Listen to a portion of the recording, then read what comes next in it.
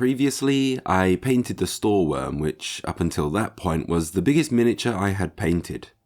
But that mega beast pales in comparison to the size and grandeur of the Steindrage. Not only was this the largest model I've attempted to paint, but it's also the first dragon. I had no idea how I was going to approach painting this thing. I knew I was definitely going to be using an airbrush, and I wanted to continue learning to use inks more effectively. I also remember enjoying painting the Cruel Boys with oil washes and how much fun that was. If only there was a place I could learn how to use all these techniques in combination with one another and in a single, easy to follow video. And of course there is, and that's Marco Frizzoni's video on painting the Stormcast dragon. With the Steindrage hailing from the snowy peaks of Dawn, I thought the blue dragon that Marco Frizzoni painted would make for an excellent colour scheme for my winged beastie.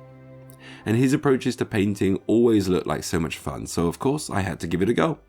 For our dragon, I wanted the scales to be a cold blue, and for this to then be contrasted by warm oranges for the wings and exposed muscle. Both of these colours are connected to one another by purple, so that is where we are starting. We can then push colours around the colour wheel in opposite directions to make for a contrasting and saturated colour scheme. I used Pro Acryl Purple for the base coat, however it was quite light, so I also mixed some coal black in with it and applied the colour to the whole model using an airbrush. I was really impressed with how easy it was to use Pro Acryl through an airbrush. Where other paints are harder to thin and can cause clogs, the Pro Acryl was a joy to use and made for a very beautiful purple. The next step was to apply a dark red to the wings and muscles of the dragon. This is a natural step from the purple and makes for a smooth transition of colour as we make our first steps around the colour wheel to warmer colours.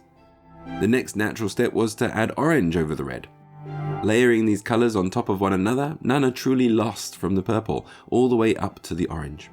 Already it's looking very warm and has a pleasant texture as the colours blend into one another.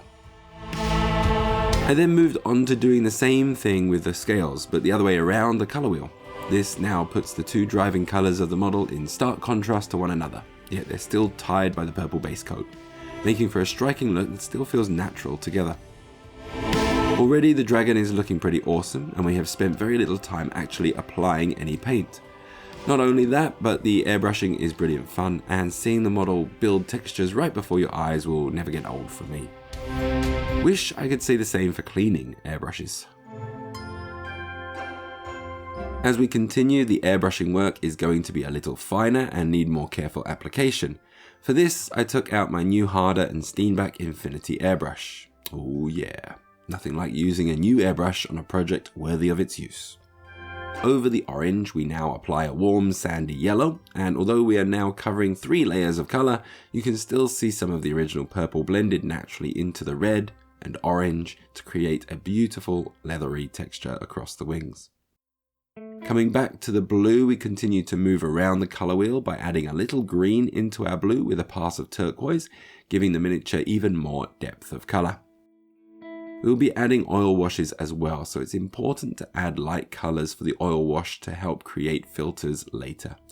With that in mind, the wings, musculature and bones got a further coat of ivory, adding a pale layer. It may seem that we are now losing a lot of that intensity that we had applied earlier, but all of that information is still present and the result is going to be stunning, I promise. Similarly, the blue scales were approached the same way, but as ivory has warm tones in it, we exchanged this for a pure white ink. This was then carefully applied to the scales so as to keep much of the previous layers still very much visible, but give a cold, icy finish to the model. I was really happy with the progress made on the dragon, but we had lost a lot of colour to pale highlights.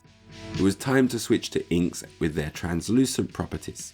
Starting with the wings, I airbrushed transparent burnt sienna to bring back some of the warmth and push the colour into yellow hues. The scales were also where we pushed into more greens with phthalocyanine green with yellow shade. The translucent quality of the ink means that the whites let the ink become vibrant with saturated colour, while the blues were left almost unaffected, creating a beautiful transition of colour. Returning again to the wings and musculature of the dragon, I added burnt umber ink from the airbrush.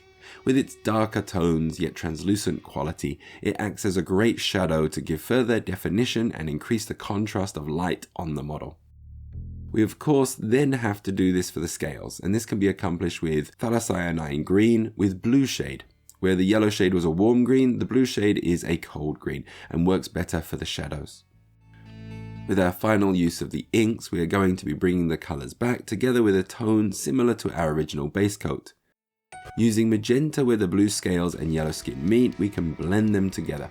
Important areas to cover are along the creases of the wings, where they meet the arm and the edges of muscle before they blend into blue scales. This is further defined into the recesses with a deep purple ink along the same areas, and voila, the ink work is complete. Once the inks had time to dry, we used a satin varnish to lock in everything. I usually like to use a matte varnish when I finish miniatures to reduce what I feel is that very artificial shine that can be produced on the surface.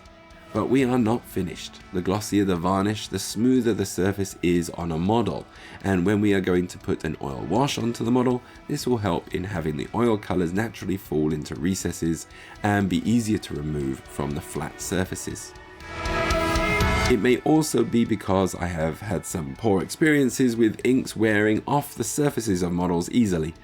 You can check out the video I did on messing with inks for the first time on the little link at the top of the video right now. This next part is one of my favourite things to do on any painting project. It's sloppy, messy, lots of fun, and probably most importantly, creates an awesome effect on miniatures with very little effort needed. So, it's time to bust out the oil paints.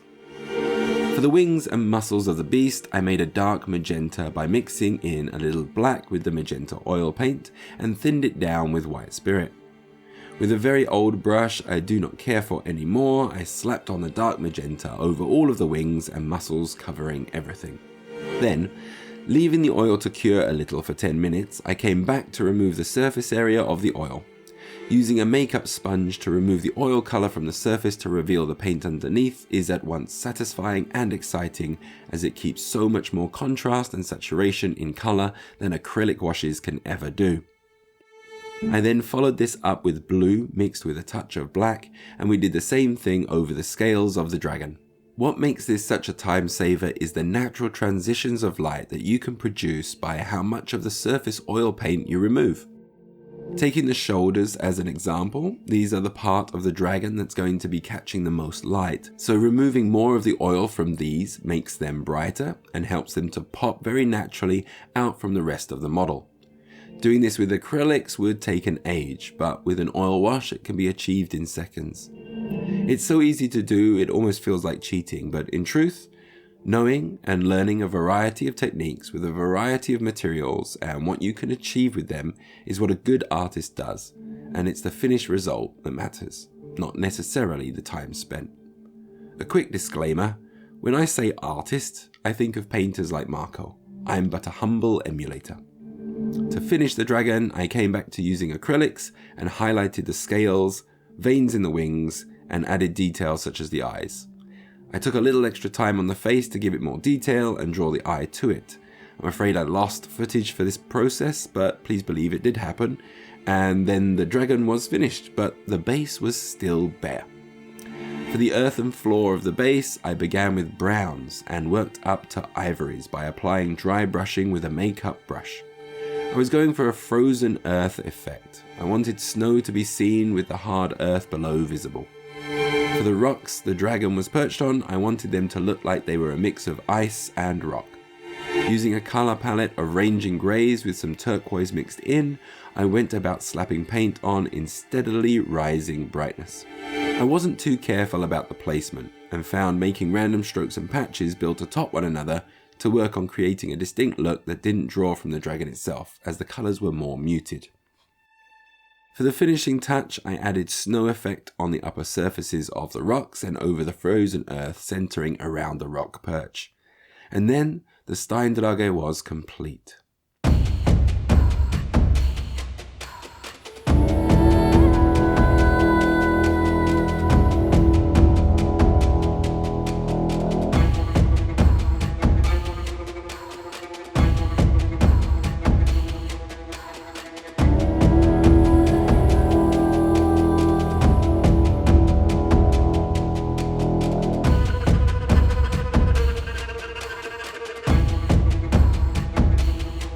Corvus Belli knocked the design of this dragon out of the park, and I hope my paint job does it some justice.